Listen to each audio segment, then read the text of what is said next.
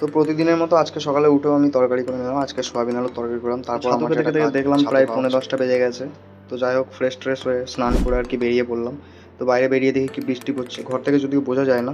তো যাওয়ার পরে দেখলাম কালকে রাত্রে 4টে রিং এসেছিলো। এই রিংটা ভালো লাগছিল বলে এটাই করার চেষ্টা করলাম। আর চেষ্টা করতে গিয়ে বাঁশ খেয়ে গেলাম, এই জায়গাটা পুরো ভেঙে গেছিলো। তো এই যে এই রিংটা আগের দিন তোমরা দেখেছো, এটাও একটা ছিল। তো শেষে এই রিংটা আমি ধরলাম।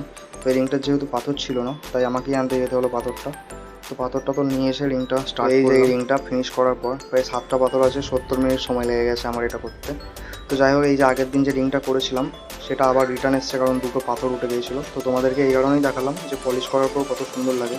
যেরকম পাথরগুলো চকচক করছে সেরকম রিংটাও চকচক করছিল।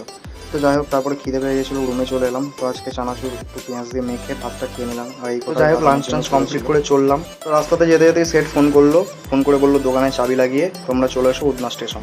তো যাই হোক, দোকানে চাবি টাবি লাগিয়ে আমরা চললাম দুজনে মিলে উদনা স্টেশন।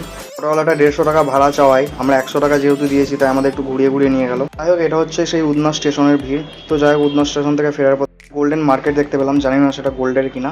তো এসে সেই যে রিংটা সকালে যেটা আমি ভেঙে ফেলেছিলাম সেটাকে আমি কমপ্লিট করলাম। তো যেহেতু কাজটা ছিল না, তো বিকেলে আজকে তাড়াতাড়ি একটু বেরিয়ে পড়েছি, মোটামুটি তখন 7:30 বাজছে। তো যাচ্ছি চপ খাওয়ার উদ্দেশ্যে।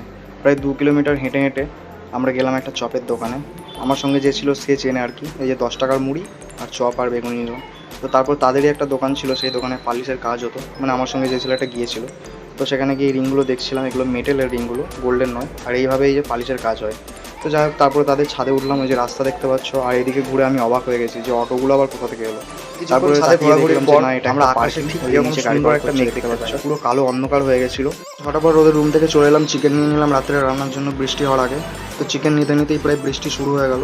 তো তারপরে ভিজে ভিজেই কোনো রকম রুমে আসতে হলো আজকে আমাকে। So guys, don't forget like, share and comment.